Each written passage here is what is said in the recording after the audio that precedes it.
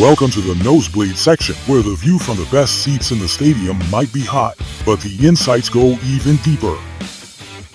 Join your host, Dr. Lou Marciani, Director of the Innovation Institute for Fan Experience.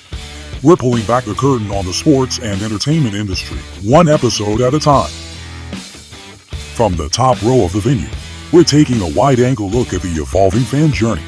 Each episode will be joined by trailblazers, innovators, and game changers who are rethinking what it means to create a safer, smarter, and more electrifying experience for fans, staff, and stakeholders alike. This is more than a podcast. It's a front row seat to the future of sports and entertainment. Mash the subscribe button and set an alert so that you never miss Dr. Lou's view from the Nosebleed Section. All right, folks, take your seat. Enjoy your adult libation, and let's get into it. Here's Dr. Lou. We have a very, very special guest and friend today, Tim Trefzer, Vice President of Sports and Venues for Honeycomb Strategies. Tim, welcome. Yeah, thanks for having me, Dr. Lou. I'm thrilled to be here. Well, tell folks a little bit about you.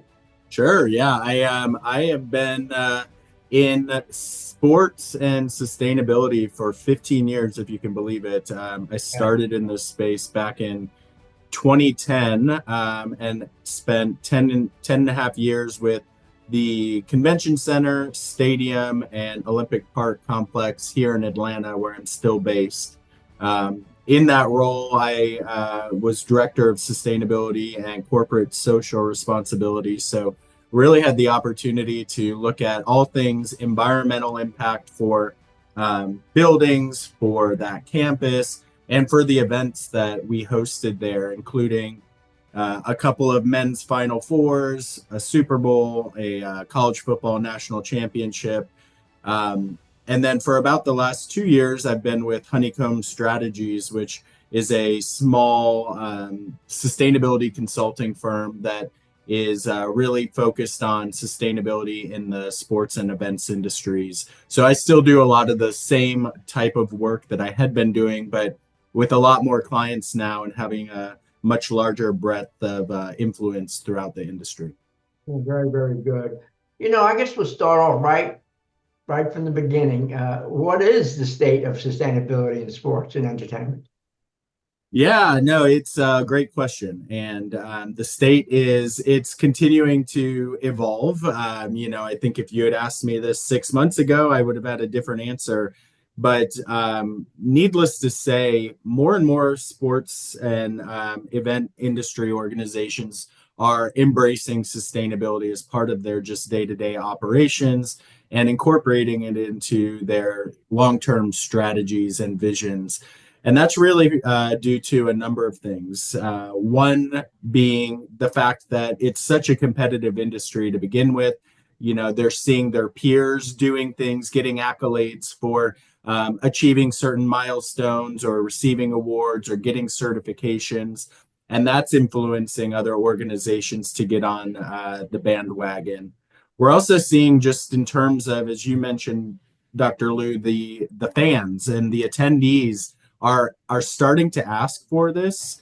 And we're especially seeing that with the younger generations. Gen Z in particular is really aligning their purchasing power behind their values. And sustainability is something that they feel very strongly about. Climate change is something that is very real to them, knowing that they're likely going to be directly impacted by the effects of it in their lifetimes. So they're asking and expecting the brands that they associate with and the teams that they cheer for, the venues and events that they attend, to have sustainability practices incorporated into what they do in their operations. So, when I started in this industry 15 years ago, I was the very first professional at an NFL stadium to have sustainability in their title, to focus on sustainability. And today there are countless sustainability professionals in professional sports, from the team level, from the venue level, really throughout both. There are really it's just exemplified the importance of this. And so, Uh, yeah. John, can I ask you, is there growth in the collegiate world? There is, arguably the collegiate world's even further ahead of the professional world. And I think that has a lot to do with the students really demanding that as, part of their experience in colleges and universities. Lastly, I'll just add, I think that there's a strong argument to be made for the ROI of sustainability. And that just makes it good business sense for businesses to be focused on it. When you think of something as simple as energy or water efficiency, the costs for both energy and water are going up. So if you can reduce your usage, you're saving money and you're ultimately benefiting your bottom line. And there are examples of that for a variety of different aspects of what we consider to be sustainability operations. So I do think that there's a strong business argument to be made. And we're even seeing now teams and venues aligning sponsorships to sustainability, which is even taking it to the next level and just really putting that exclamation point on how important this space is. It's become a revenue generator. It really has. Sitting as a venue operator, what organizations can I lean on to help me? Yeah, I'd say first and foremost, as a venue operator, you've got to partner with your food and beverage operator. Okay. That is such a key component to all of this. Not only when we're looking at the products that they're serving their food and beverage on or in, but looking at the types of food offerings that they're giving. Where's that food coming from? What type of food is it? How is it leaving the building? If it's not being consumed, or those products at the end of an event, how are they being disposed of? That's one, focus area that I'd suggest. Also leaning into your event organizers, the partners that are bringing in the events, or the team organizers into your building. They really have a significant role to play in all of this. And that's simply because they're kind of the linchpin in all of the communications with all these other stakeholders. So that's really that's what makes this industry so unique. And the possibility for Honeycomb Strategies to have such a niche business model focused on sustainability in sports and events is because there are so many different stakeholders and people who play a role in making all of this successful. So, looking at food and beverage, looking at your meeting organizers, looking at parking and your parking operations. There's also the attendees and the fans that play a significant role. So how can you communicate out to them what the expectations are when they're enjoying the event and they're taking part in the event? So there's a lot of different areas we could explore here, Dr. Lou. Yeah, no, it's certainly true. April is Earth Month, Tim. Can you tell us some of the ways maybe some of the venues and teams are providing and demonstrating some leadership in the area of sustainability? Yes, absolutely. It is Earth Month. Happy Earth Month.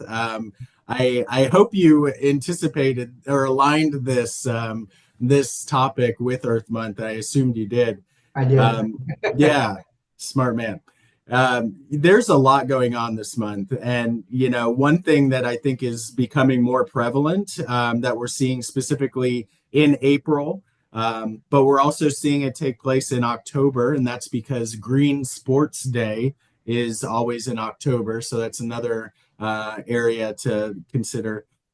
But more and more teams are coordinating green games during Earth Month. So one of my clients, the St. Louis City Soccer Club in St. Louis, they have an annual green game right around Earth Day, including this year, where they really engage all their fans around all the great sustainability attributes that the team and the venue have been incorporating since opening just a few years ago. That's really something special. I mean, that's such a dedicated impactful message that they're sending to all their fans is that we prioritize this, and this is everything that we've been able to accomplish. Here's what you can do as a fan while you're either at the game or take it home and do it in your personal life. So that's one great thing. Yeah. Yeah, that leads me to the next question. Put your fan hat on today. All right, you go into let's say Mercedes-Benz. So fans do play a critical role, as you told, in this impact. Can you give me some examples of what we can do if we're attending a game as a fan relative to sustainability? Absolutely. So Mercedes-Benz Stadium is a great place to start. I was involved in that project from the get-go, and they're doing some, if not the leader in this space, they're certainly at the top. And as a Atlanta United season ticket holder, I'm there to see it myself in first person quite regularly. One of the things that they do is they do highlight their LEED Platinum certification. So they've got a big plaque and decals around the building that demonstrate their leadership just from a design and construction standpoint. But for every Falcons and United game, they also have a recycle and win program. So fans just randomly are selected, caught recycling their bottles or cans in the stadium, can get their picture taken, put on the Halo board, get recognized for just doing something as simple as recycling, and then they'll get some swag or some team paraphernalia that they can take home with them. So that's just an easy win and just such a simple way of acknowledging fans. Yeah. Yeah. It's terrific, isn't it? I mean, it's caught on. It's people buying it, especially the younger generation, like you said earlier. And this is good news. Exactly. So, Tim, we just finished with the big men's and women's Final Four that took place. The men anyway in San Antonio, and the women in Tampa, I believe. Yep. So we've been talking about events themselves, but when you get these mega events, how do they incorporate the planning for sustainability? How does that work? Yeah, I think that's an important question. And both leagues and organizers have started incorporating sustainability into RFP requirements now. So any bidding cities for college football championship, Final Four, and Super Bowl are required to respond to the sustainability attributes that they'll contribute or they'll prioritize if they were hosting the event. So it really depends on the host city, because ultimately it's that organizing host committee that implements these practices for the most part. But NFL has a program called NFL Green. So for any of their primary league events, including the draft, the Super Bowl, and Pro Bowl, they have pretty standardized sustainability programs in place for any location that they're going into, where they prioritize community tree plantings. They have community volunteerism programs. They try to work with the local venues to capture and divert as much waste as possible. They've got a pretty solid program in place. For the Final Four, which we just saw on Monday in San Antonio, that's a bit different. The NCAA does create questions to respond to, but it's really up to that host committee to implement. So I unfortunately don't know anyone on the San Antonio host committee, but I have read that they're prioritizing life cycle assessments and really carbon.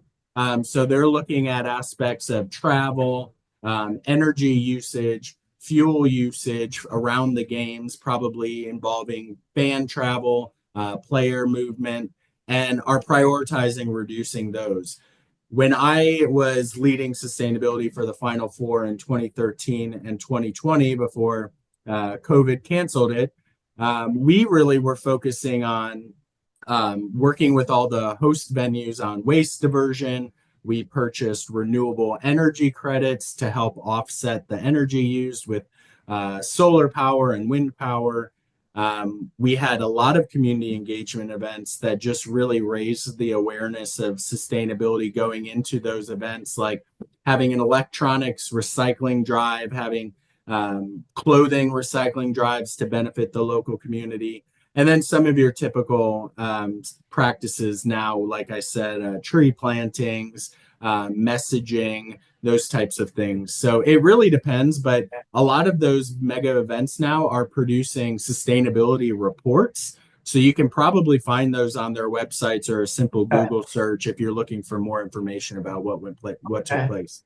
Very good. Now, let's think long-term strategy and planning. We want to maintain this. It's not just yesterday and today, it's the future.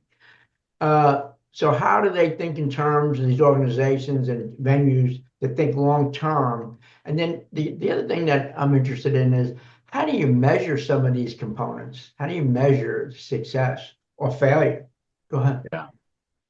Yeah, great questions. Yeah. When thinking long term, I think that really is an important aspect to all of this. So, a lot of these, as we see every day now, these venues are renovating, or they're being rebuilt, or there are new ones being built. I think starting from that spot and looking ahead is, what can you do from a construction and a design standpoint when building and designing these venues to long term? What is it that your operational impacts are going to have? So how can you ensure that energy is minimized and water usage is minimized, or you can maximize how much waste is coming out of the building that isn't going to a landfill or an incinerator? A lot of events now, a lot of venues, new venues, are being designed to have a waste sorting room. So now a lot of venues have space where they have a team of folks who sorts all the waste coming out of the building after an event, separates the recycling from the donations, from the compost, and from the landfill, to really maximize their overall diversion percentages. But long term, there's a lot of thought, and I think that's why prioritizing sustainability is so key, because there's a lot of thought that needs to go into these long-term plans for these organizations. And Lou, to your question about the data, that's also what makes this so unique, is, as you know, every event, every venue is different. There's no consistency among this, which makes data collection difficult and makes comparisons year over year or event over event very difficult, because there's no apples to apples, frankly. And so we try to capture as much data as possible, everything from your typical utilities, but looking even at attendance numbers, square footages, the types of events that are being hosted, really just trying to slice and dice the data any which way possible to have some sort of consistency year over year to help us understand how we're doing. But frankly, that's a question that the industry has been grappling with for a long time, and there aren't any clear answers to it. Okay. Now let me switch to Honeycomb Strategies, and I know you've been working really hard over the last couple of years in a lot of variety of organizations. What can you share with some of your recent projects and successes? Sure. Yeah. We're working with SoFi Stadium in Los Angeles, and we've been working with them actually for over 5 years, since before they opened. As they knew that they would be hosting the World Cup in 2026 and the Olympics in 2028, one of the requirements to host the Olympics is this certification. It's a sustainable event management standard called ISO 2012-1. Not the easiest name to remember, but a little tool here is, it was developed for the 2012 Olympics, hence 2012. And then the one is, it's the first iteration of that standard. We got them that certification in 2022. And then just recertified again earlier this year. And the purpose was because of the Olympics, but also it's a framework for them to really plan their sustainability strategy year over year. It follows a continual improvement process, so they can set goals for themselves each year, achieve them, and then continue to raise the bar, which is a great tool and a great resource that we're seeing more in the industry starting to adopt that standard. But that was an exciting one just because it was top of mind and they were able to just achieve that second go at it earlier this year. The Philadelphia Eagles and Lincoln Financial Field are also a long-term client of ours, and arguably one of the leaders in the NFL space for certain. In addition to being the Super Bowl champions. Yeah. But their stadium is also ISO 12012 certified. They're actually LEED Platinum certified for existing buildings, which, for a building built in 2003, I believe they opened, not a young building anymore, certainly by NFL standards. So for them to have achieved that really high level certification is impressive. And then they have a lot that goes into it. I mean, they have also renewable energy throughout their building. They have a waste sorting program where they're earning money back from the waste leaving the building, and quite a few engagement tools that they're using with their fans. Like, here's a fun one I just learned. They have all their to-go bags out of their fan shops. If you were to buy a jersey at a game or something, the bags aren't made of plastic. They're made of biodegradable algae, I believe. So if a fan took it home and threw it out, you could comfortably assume that it would degrade on its own, as opposed to plastic, which would be around for thousands of years. So they're doing a lot of great things, and it's a really fun client to work with. And then we just work with a lot of events and convention centers as well, and other venue types like arenas and amphitheaters. So we have a lot of clients throughout like the industry, but I think from just an engagement standpoint and a sporting standpoint, those are two of our exciting wins over the last few months. Very, very good. We can say today, I think, that the industry is adopting sustainability, and it's either just on Main Street or getting close to Main Street. All right, so then we have a lot of organizations that want more information, that want to maybe get engaged. All right, so now I'm sitting here as a venue manager. I've just heard this podcast. What resources can I get my hands on? Where do I go? Okay, yeah. I want to get started. The president of the organization wants me to do this, or I want to do it. So where do I go? What do I do? Yeah. Great question. Well, you can come to Honeycomb Strategies and we can help you, or, just a number of local or industry resources like the Green Sports Alliance, which has been around since 2011. They have their annual summit coming up in a couple of months in Miami. It'd be worth checking out. That's usually a great industry resource. I'm involved in the IAVM. So if you're a venue manager, you're probably involved in IAVM as well. Well, they have a sustainability committee.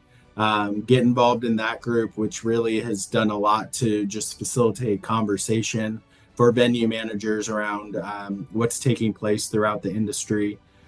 I'd also just recommend looking into some of these standards or certifications that I've mentioned. The ISO 12012 LEED certification for green buildings. There's also the Events Industry Council has a sustainable event standard that we see being more adopted on the convention center side, but still applicable to the sports venues and sports industry partners. So there's a lot of different resources out there that I think, a simple Google search could lead you to. Well, Tim, I want to thank you for a great podcast and very informative and knowledgeable to help our industry, enhance itself. Thanks so much, and hope to see you down the road soon. Yes, absolutely. Thanks for having me, Dr. Lou. Thanks, Tim.